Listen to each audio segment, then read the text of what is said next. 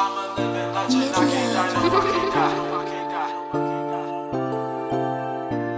I'm a living legend, I can't die, no, I can't die. I'm a living legend, I can't die, no, I can't die. Ay, I'm a living legend, I can't die, no, I can't die. Everybody giving me advice is never right. That is why I only listen to my own advice. I'm a living legend, I can't die, no, I can't die. Ay, I'm a living legend, I can't die, no, I can't die. Label me a rock star, cause I rock and I shine. Y'all wasting your time, swear this world is mine.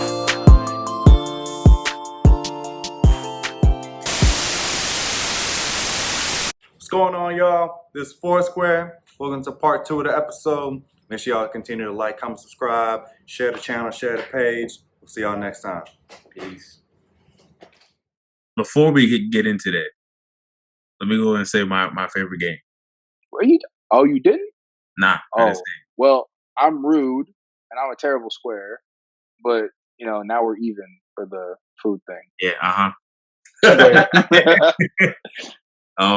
You're still ugly for that though. Okay. You guys are square. You guys are square now. Anyway, All right. favorite game of all time. I can play this day in, day out is Sleeping Dogs. And like, I guess a small synopsis of Sleeping Dogs is basically like you're an underground cop in Hong Kong trying to infiltrate the triads. And you kind of get lost in the sauce a little bit with conflicted loyalties between being, you know, a police officer and with the triads. And the more you get connected with them, it kind of blurs the lines between like criminals and just good-hearted people. And I think that was the point of it. The story gets real good. A lot of people die. That fighting is awesome. I mean, the combat system is fantastic. It's basically like watching a Hong Kong action film, but playing that shit. It's amazing. DLC is great. You invited me to your place just so you could show me the demo of that game. Yeah. Dead serious, yo. This man called me. He said, "Lucas, you gotta come over, man." I was like, all right, what for? He said, "You gotta come over, man." Yeah. So I came over, and this man had it all booted up, turned on. He had the controller in his hand. He says, "I was waiting for you." And he threw the controller on. He said, "Let's do this." And you can't tell me you don't love that game. I bought the game shortly after, like as soon as I could get it. I went and got Damn, you really converted this man, Jeff. Bro, I'm telling you, that game is fun. It's some background of the game is originally supposed to be called True Crime Hong Kong. So around GTA, like GTA 3 and GTA San Andreas, there was a flip side that is the same open world, same shooting mechanics as GTA, but you play it on the other side of the law as an actual like undercover cop. So the first one was, I think, Streets of LA. And it didn't do that well because it just got compared to GTA 3. Called it like GTA 3 clone. And then the second one was True Crime New York City. That one had better graphics, a better story. It was like a revenge type plot. But again, it got compared to GTA San Andreas, which outsold it by millions of copies.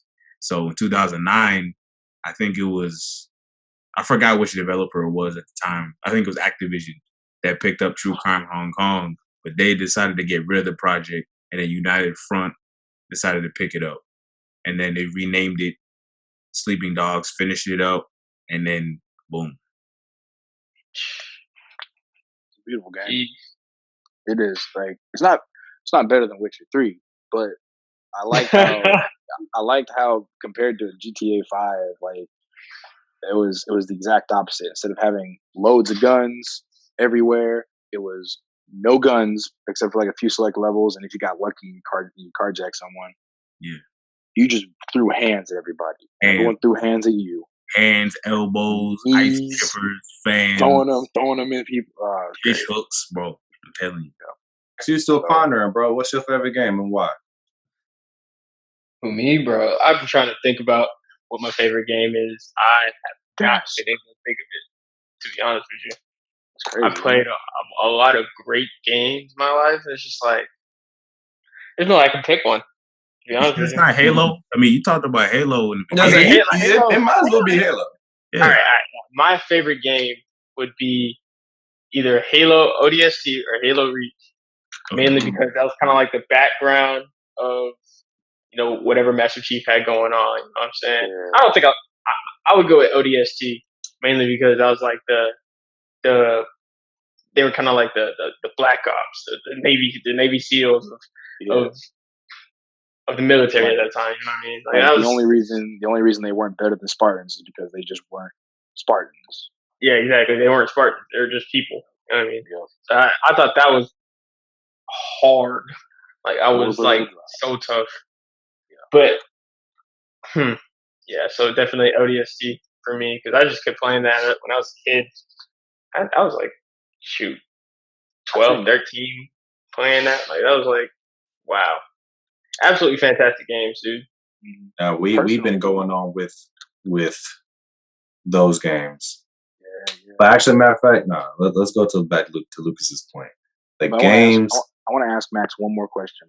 I'm curious how he thinks about this. Max, did you all like when you would you had like all the flashback missions when you were tracking your team down, when you were in like that city at night walking around, when you were a kid, did you feel kind of like tense the entire time? Yes. Like vulnerable? Because it was dark. Yes. Dark and you feel like you just get jumped at any point.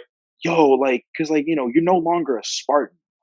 Like you were a regular dude, and like the first two guns you get pretty much just can't help you.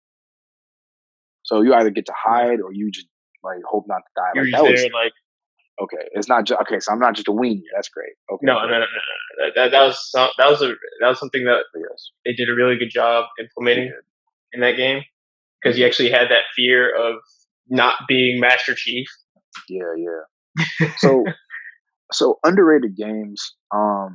I think like as far as underrated games go, I feel like it's games that are just either really good or just fantastic, but for one reason or another got slept on. And the more popular reasons are usually bad sales day, like bad opening days, or just one issue that like not one issue, but like something went wrong with the opening, glitches, just failures, something like that.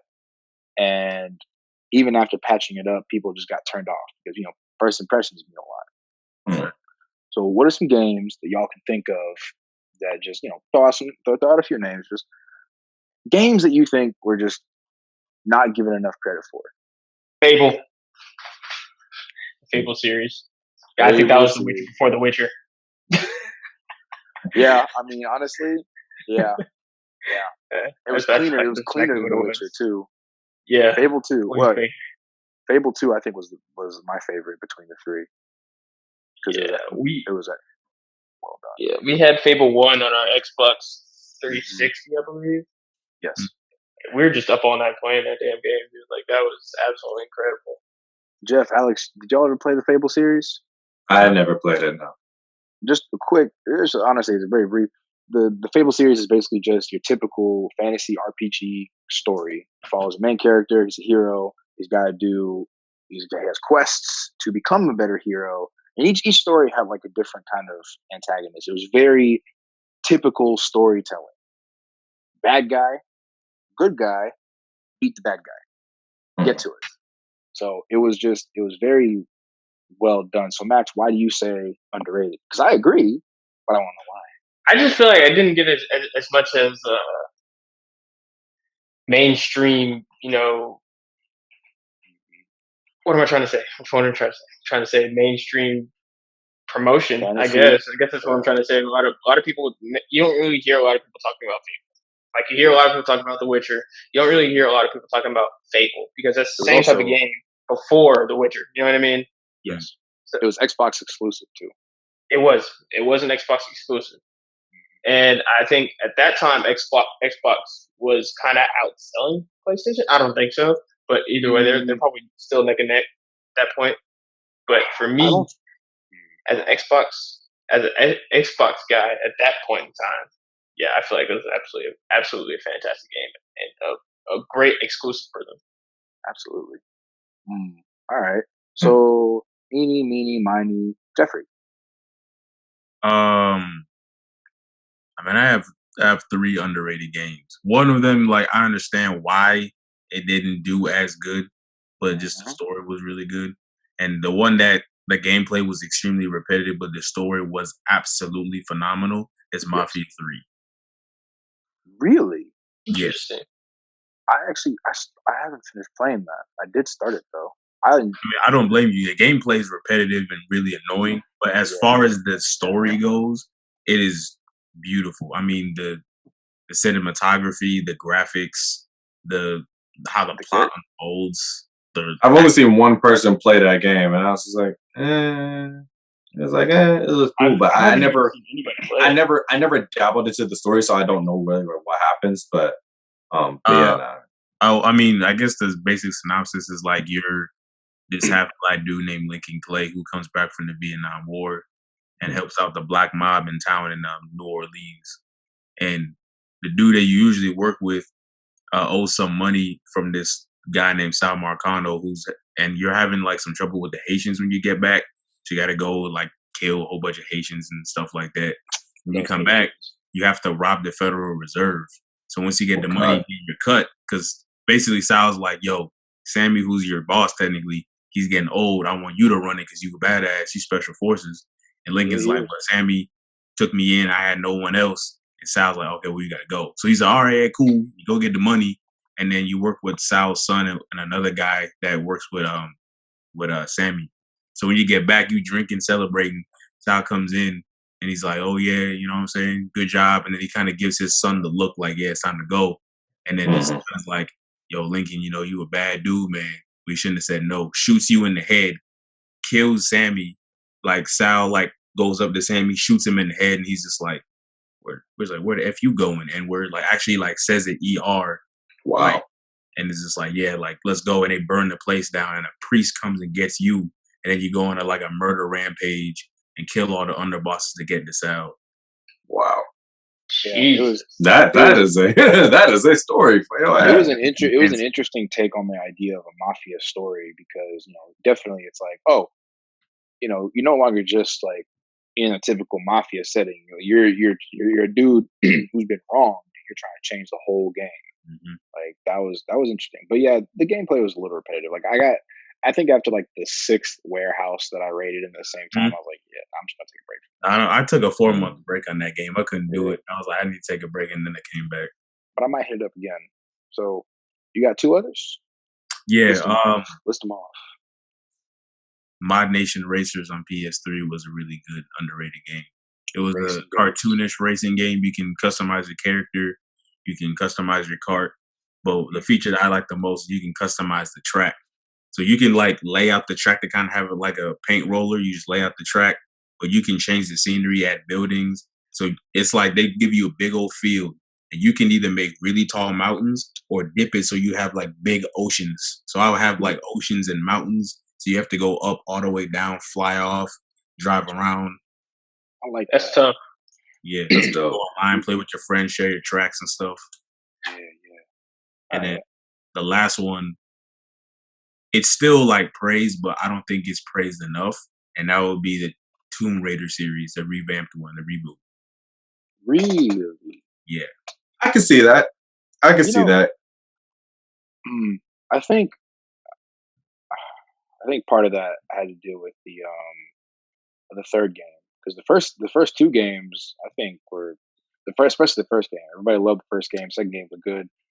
The 3rd game I think there was a whole thing where it's like for whatever reason they made it an Xbox exclusive, and then really? in my I'm pretty sure, I'm 99% sure. I might check that real quick, but it's that third game for me. Like I was always paying attention to game releases that I thought would be cool, especially that one. And for me, like in my point of view, it literally was like, there it is.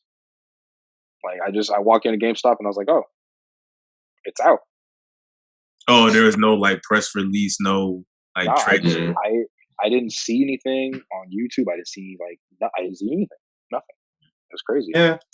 But but now that I think about it, I think it might be, I'm onto something with that, just a little bit. With the underrated thing. Yeah. My underrated game series was always the racing games, and not like the cartoonish ones, like the Gran Turismo series, to be specific, because I think that for all of the other games that came out during those times, commercials were always, blasting those games.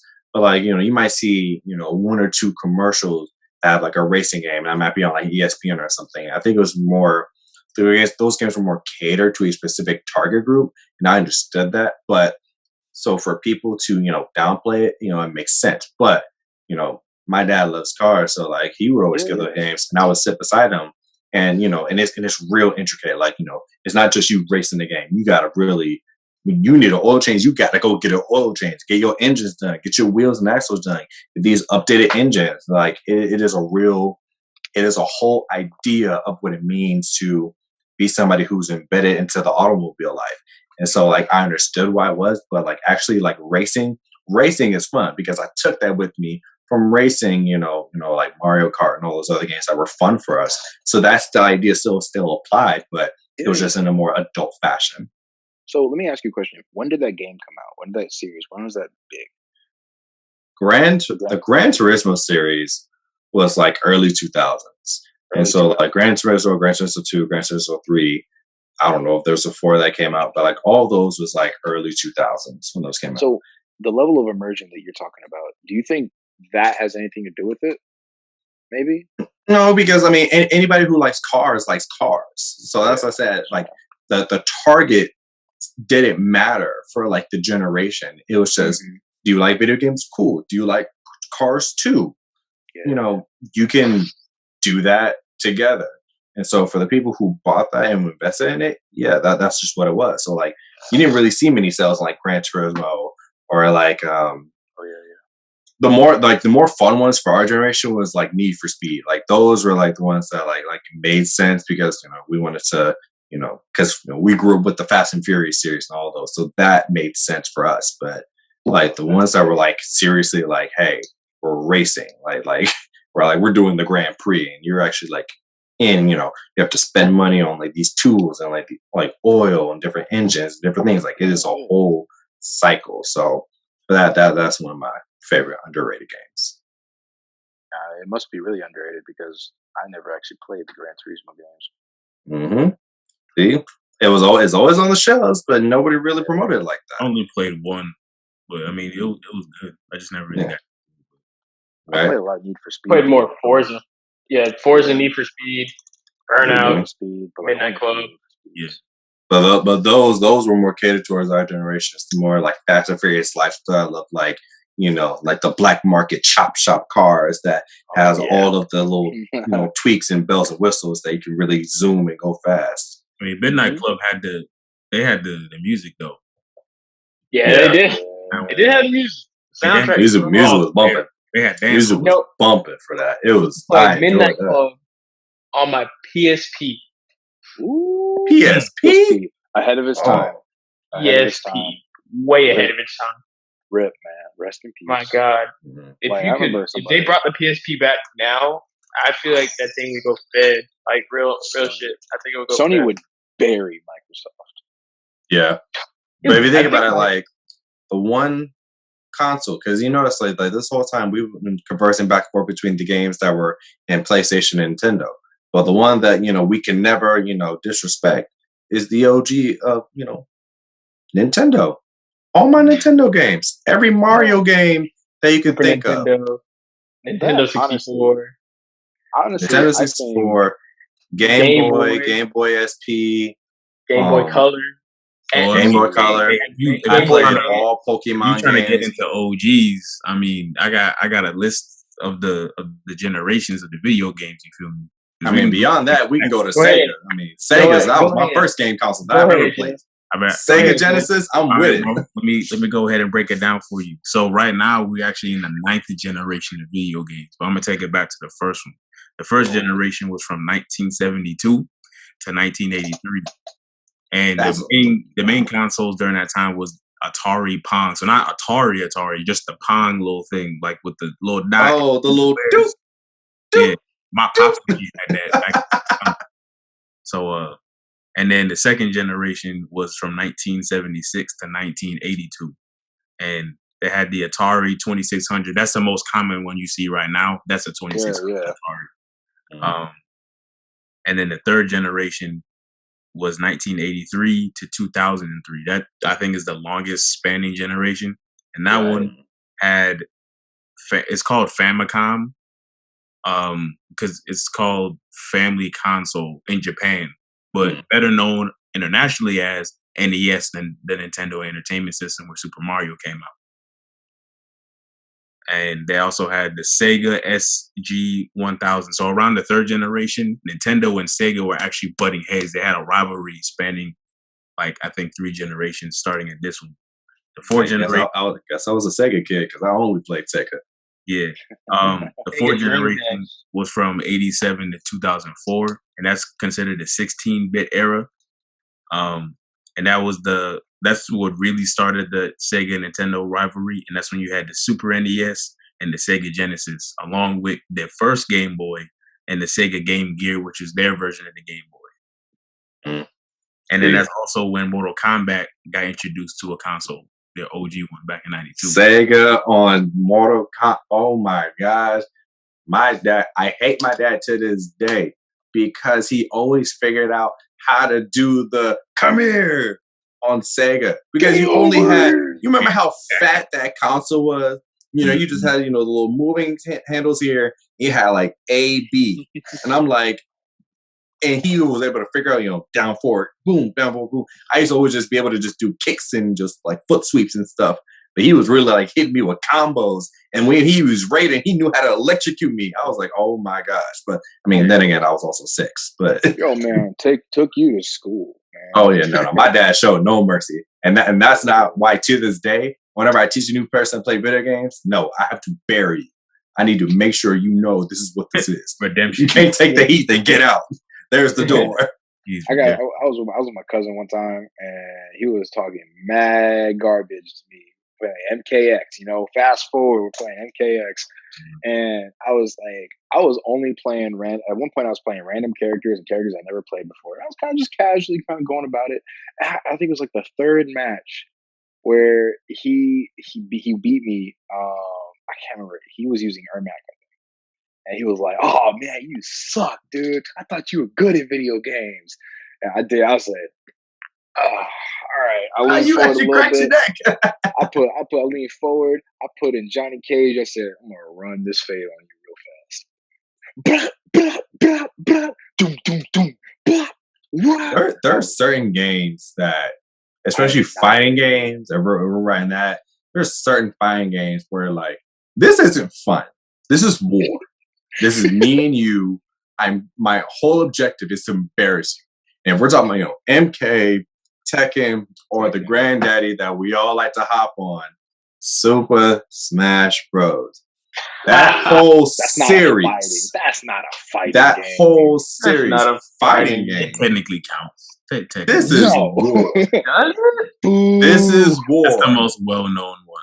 Get off the stage. Anybody can hop on. That's one thing I do love about Smash Bros. Anybody can hop on, and it's fun. Tekken and MK, like, that's blood and gore. That's all death. Tekken, you getting your money. You getting in deep when we talking about see me on Tekken, see me on MK. Like, this is business. Like, you can put money on this, but like, Tekken. Let me tell y'all, I got deep. Y'all like the Tekken 7. Y'all know Steve, the boxer. Mm-hmm. Yo, that's my character. I was like, it was all destiny. I was playing with my friend. He and I, at the time, neither of us had played Tekken, so he and I were kind of messing with it, or that like Tekken 7. Oh my god!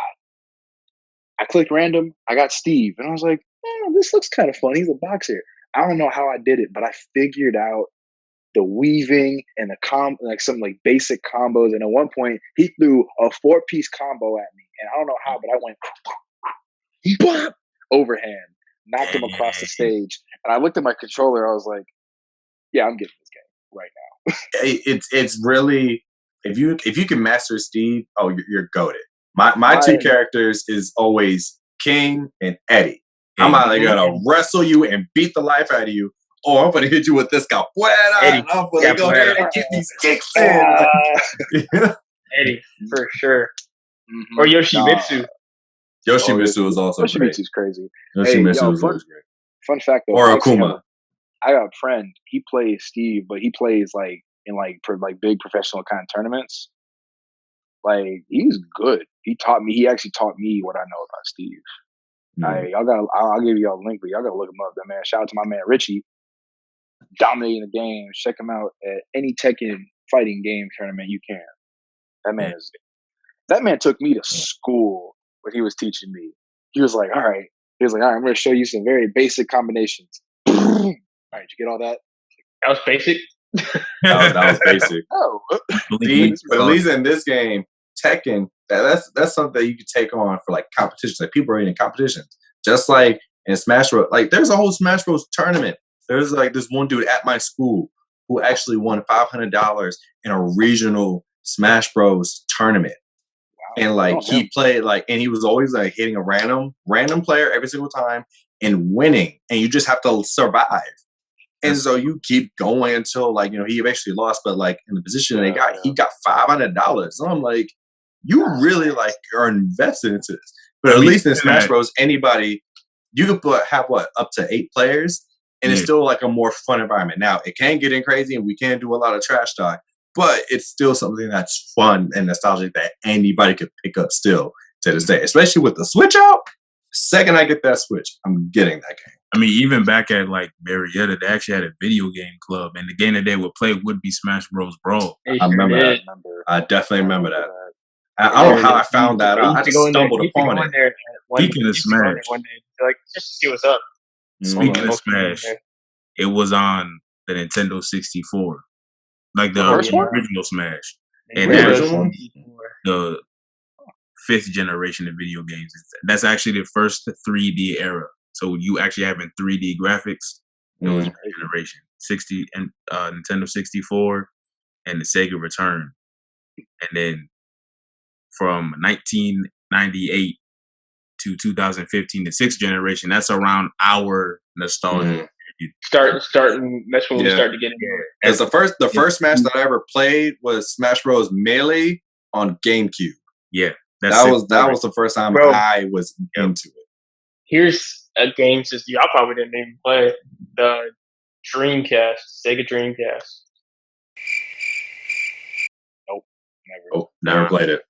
Hold on, that's we're on Gen 6 right now, Jeff. Yeah, Gen 6. Dreamcast is actually Gen 6. GameCube, PS2, OG Xbox. I'm trying to keep track of all these generations, man. Yeah, that's like the whole generation that was new. I was 8 years old when I found that out. So. Yep. I'm over here holding my back like. Also, the Game Boy Advance and the PSP also came out in this era. No, Game Boy Advance SP. My fault. Game Boy Advance SP came out. Yeah, like the new 7th generation. It's 2005, 2017. That's PS3, 360, the Wii, fall of Sega. Sega got out the game around this time, and then PSP and the DS. It was time ago. The DS. 8th generation is from 2012 to now. That's the introduction to VR, PS4, Xbox One, the Wii U, which sucked, and that's why they made the Switch. I feel like it's the Switch. It's a Switch that out and be like, that don't exist. Wii U. The Wii who? Exactly. We what? No. Right. The Wii. 3DS and the PS Vita. And then now we're in the 9th generation with Xbox Series X and PS5.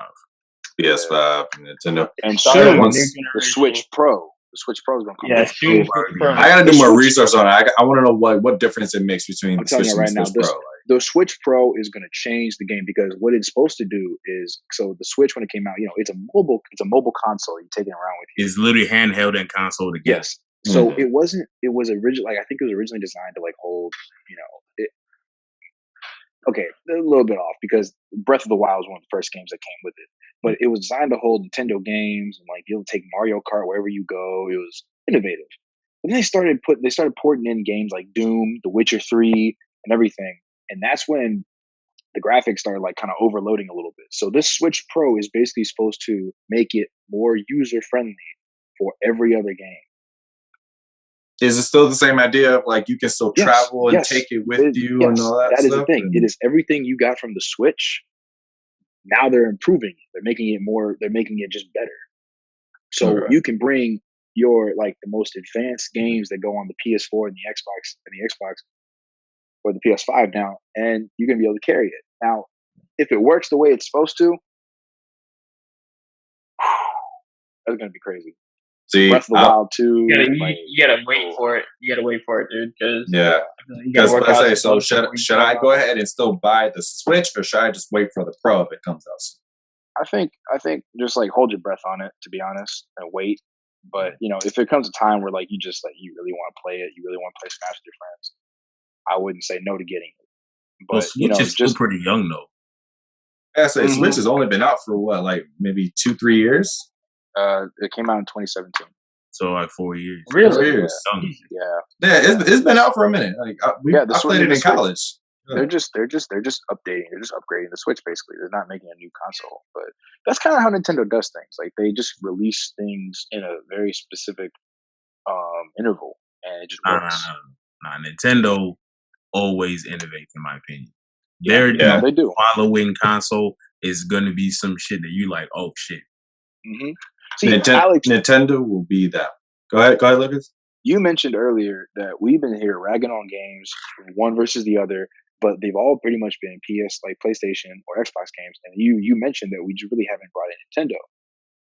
And I think that if you want to talk about like console supremacy, Nintendo is in its own league, and it's just weird to compare it. Yeah, it is incomparable to. Because the war between PlayStation and Xbox, that'll forever go. Like you're either one or the other. But Nintendo, it is a totally different experience than what you're getting of just getting on a controller and just hopping on a game. Because Nintendo, you can the OG.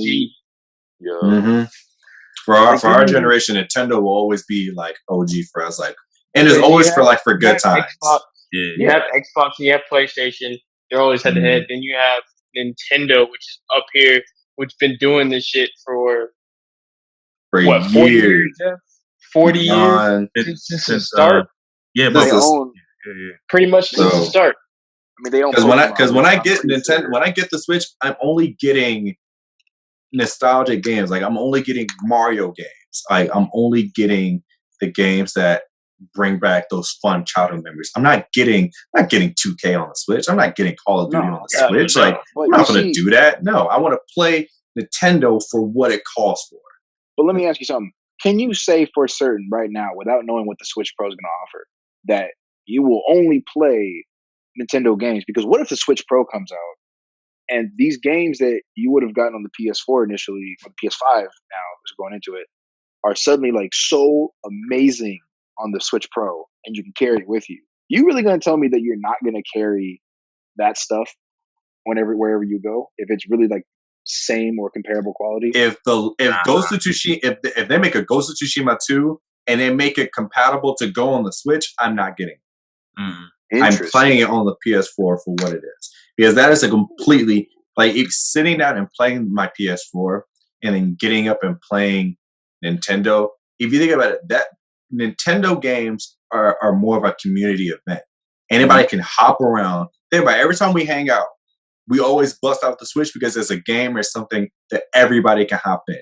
Anybody can hop in, can take a break. Adults can come in, young kids can come in. Anybody could come in and enjoy the family friendly, because it's stand by it. They have been holding that down of we are the family friendly console, and it's been winning. And so for that reason, no, I'm not gonna get Assassin's Creed on the Switch. Like, no, I'm getting Mario Olympics. I understand. I understand the convenience aspect that you're trying to get at, Lucas. But ideally, we're all adults here. We all got work and stuff like that. Yeah. So are you really gonna bring your Switch to wherever you're going and like playing on the go? The only thing I can think of was maybe either a really long road trip or a flight. Yeah. But then again, I guess by y'all's logic, if you're on like a long road trip, you might as well just play Mario Kart or something. Exactly. If I'm gonna be on the road for a long time, I might as well get something that's inclusive. So, if somebody's driving, the two people that are in the back, hey, you trying to hop on the Switch? You trying to play Mario real quick? And that way you got two people playing Mario. And then, rotate that around. Yeah. I got to say, when I think about video games, I do think a little bit as a kid, because, I still get super excited about that stuff. So, as an adult, it is something to think about. I don't know. There are certain games that, There's certain games I wouldn't play on the Switch, but at the same time, though, they have stuff like Breath of the Wild 2, which is basically of that scope, but still Nintendo. So it's kind of a weird balancing act for me. I don't know. If they So make, it's I would get like if Crash Bandicoot, I might play that on the Switch too. Like Crash. But that's a PlayStation exclusive, I think. Crash Bandicoot. Hey, that's another throwback that we could talk about for another day. So Even the I'm Marvel wrong. Ultimate Alliance, the third one, I've been spamming that game for the past few weeks. That's a Switch exclusive for some reason. So that's the only one that like I would say isn't the party type vibe. Yeah. You get. It's really just an RPG that you just grind on. Yeah. But I still feel comfortable with that being, if this is as serious as it gets for a game, and if it's Ultimate Alliance, then fine. Yeah. But if it's like a Last of Us where it's story immersive, I ain't trying to bring them. Oh no, I'm not doing that. I'm not doing You sitting there. that. Imagine to have clickers and shotguns just in your face, just like, no, I'm not. Oh my gosh, I'm not doing that to myself. Like we on a road trip. It's like, yo, Lucas, you good? Shh, Ellie's talking. Right. Shh, hold on. I gotta listen. I gotta listen. Like, Hey, y'all fucking me up, man. Stop. right. But man, so I think we're all in agreement here. It seems that we've all just come to the decision that when it comes to Nintendo is just in its own bracket, and they are always goated. But when it comes to like the mainstream battle of the consoles and gaming, it seems like we're all in agreement that we are a PS4 fan. For us, yeah. For us, we're a PS4 game. Yeah. I keep forgetting that the PS5 is something, man. I've been having PS4 for years. I forgot that was out. Nobody can buy it. Like, what the fuck? You got to go to a black market underground in freaking Philippines just to grab it in a dark alley or somewhere. Right. Hey, I got it. Man, that's crazy. I feel. People gonna watch this and all the Xbox all the Xbox is gonna be like, bye. Click. Enjoy it. That's fine. You want to get into it? You want to get into it? Flood the comments. We can go toe to toe. You know what, Xbox people? That's fine. If I got nothing but time. I got nothing but time, space, and opportunity. See me in the comments. Tell you what. How about this? If you don't like what we're saying, turn off our episode. Tell your friends all about it so they can go watch, and then go play your 3 exclusive games that y'all literally all 3 of them. All Not 3 good ones. Don't mind me. Mm-hmm. I will be selecting from my list of. Go play Fortnite. A lot of games. One thing I would say about PlayStation that Xbox can't say nothing is we don't have as nearly enough characters as Nintendo, but PlayStation has enough characters that we actually have our own version of Smash, PlayStation All-Stars Battle Royale. Think about that. We have a roster that big to have our own version of Smash. What does Xbox have? That is true enough. And that's all everybody's gonna say. Everybody's gonna spam Master Chief. Hey, hang on. We got an Xbox. We got Xbox like Smash style fighting game. We got the car from Forza, Master Chief. You're the Help me out. Who's the car gonna fight? Not even the driver. The car itself. The car itself is just gonna stand up like a transformer. Gears of War, Marcus or something. Oh yeah, Gears of War. But yeah, that's basically Master Chief without the everything. Yeah. He's got a chainsaw. He got a chainsaw gun. Right. I can't even. Honestly, I can't think. I don't know. Don't get me wrong. We all grew up with Xbox. But that's it. Like we've all played in Xbox. You gotta leave. Like it's not like I've never played it before. Yes, no. I enjoyed Xbox during that time. Now, I just went back. I mean, I have thoroughly enjoyed like going back through all this, like everything from like the generation. Because like I legitimately did not realize how far the video game generations we've been in. Just talk about our favorite. Like I don't know why we never talked about like our favorite games before. Like I mean, but just to think about how far we come, it's such a vast thing that people don't really understand, and it's becoming so much bigger. Like people are really like now finally giving the space to say, no, video games is a market. Like people didn't really like acknowledge it as like, real business. And I'm like, do you not realize that in Asia, there are literally tournaments where people put their heart and souls into playing a video game and make thousands upon thousands of dollars. And like in the US, like people are literally like streaming and making bank. Is now. You're streaming on Twitch and making bank playing video games. Like that is the thing. There's nobody's gonna get like the the regular standard 9 to 5s, eventually, because there's so many different ways to make that. I'm telling you, esports. Esports is a thing now. You can get scholarships to college for esports. Yeah, people used to laugh at that, like right. Like, what do you do? Oh, I'm an esports player. Oh, I can't take you serious, but I just won $1 million check. I will admit though, like I never like made fun of esports. I thought it was cool. I just thought it was kind of funny. Like to me, like I would chuckle when I see like an esports club at like the UGA like involvement fair, because I'd be kind of like, huh, this is a thing now. People competitively playing video games. I used to do that for free. Have you ever seen Video Game High School? What? There's a show called Video Game High School. It was on Netflix a little bit, but it's a series. Never. Wait, did you watch Ready Player One, or did you read the books? Yes, that was such a. I saw the trailer for Ready Player One. I never saw it. I'm probably gonna watch it now. I think we had to read the book in high school. Okay. Lucas, I don't know if you guys remember that. No. Lucas, Jeff, I don't know if you guys remember that. Ready Player One was, but not Ready Player One. Yeah. I loved Ender's Game. Ender's Game was cool. Way back then. But Ready Player One was like, it's pretty much about like this kid. He they have this video game that's submersive, incredibly submersive. You actually like put a helmet on and you actually go into the game, and they even had the feeling suits, right? Yeah, you have like you can, if you got enough money, you can have feeling suits and stuff, and like you can feel the shock. Yeah, so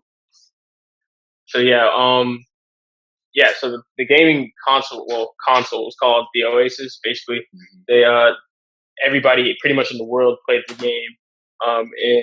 In the book and movie, I guess now, the creator of the game puts up his fortune for them to go and find. So they had to like complete all these levels and eventually complete all these challenges and stuff to eventually win the fortune and the company as well as the game.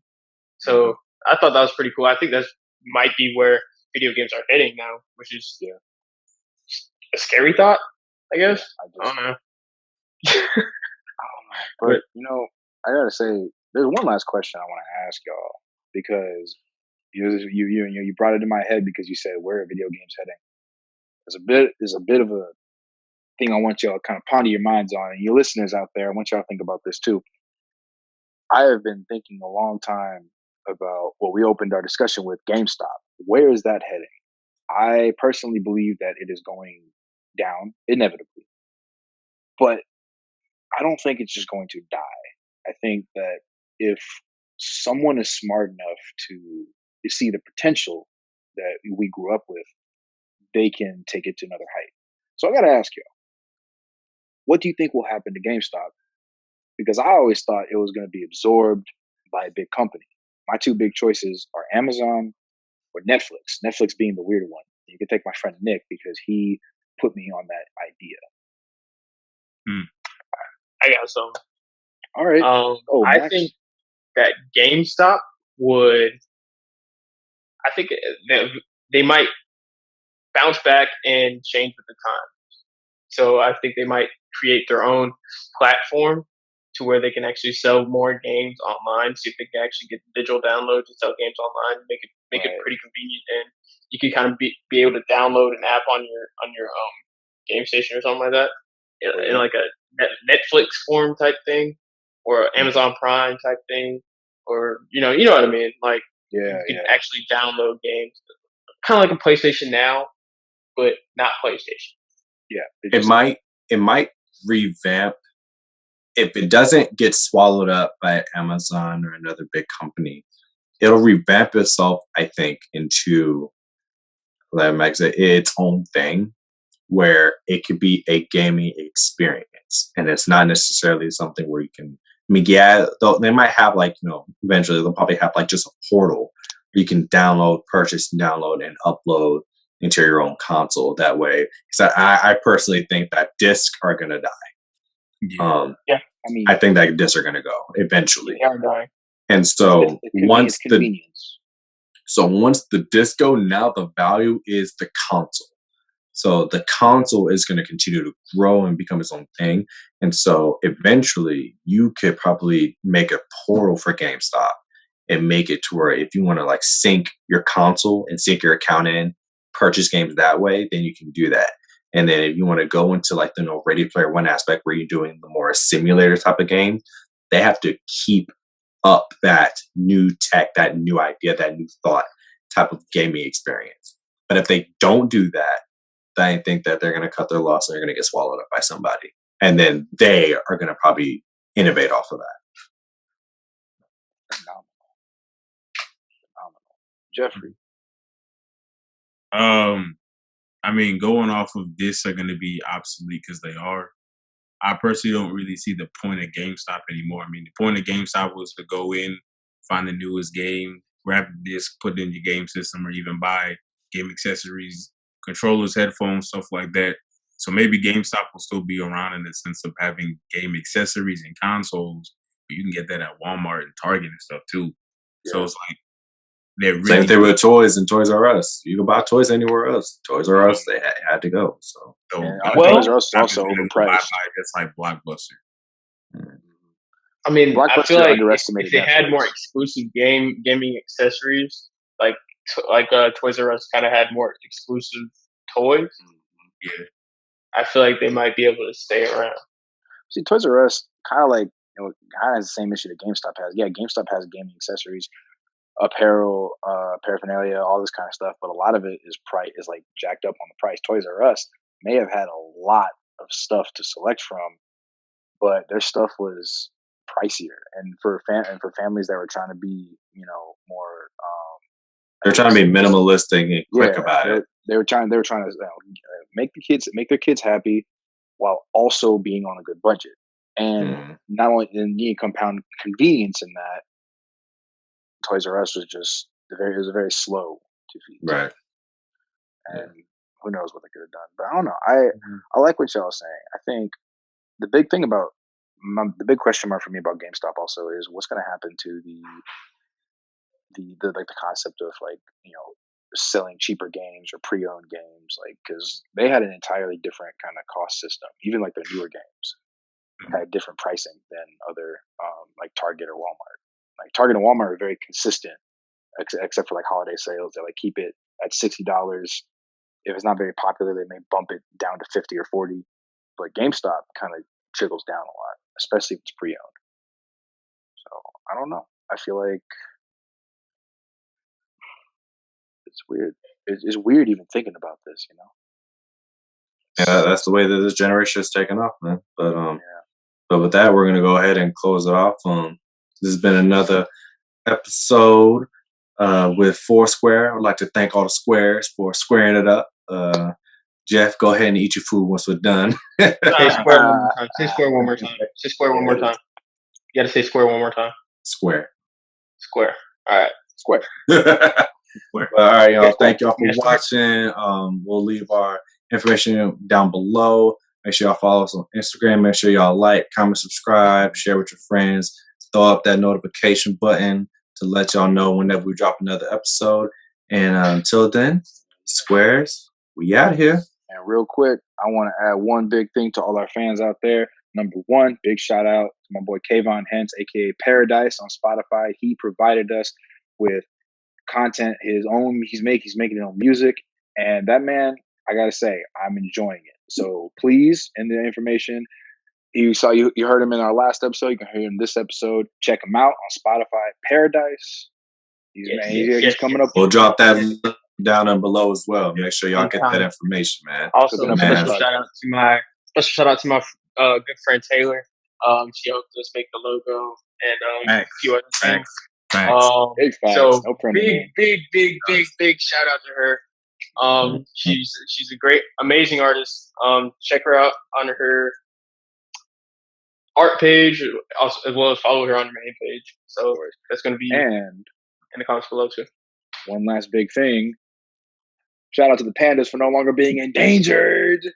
Yes, Goofy Square. Man. Y'all are hilarious. For Live It Up. You know what I mean? All right, y'all. Live It Up. This has been dope. Y'all be Yeah. easy. Y'all take it easy.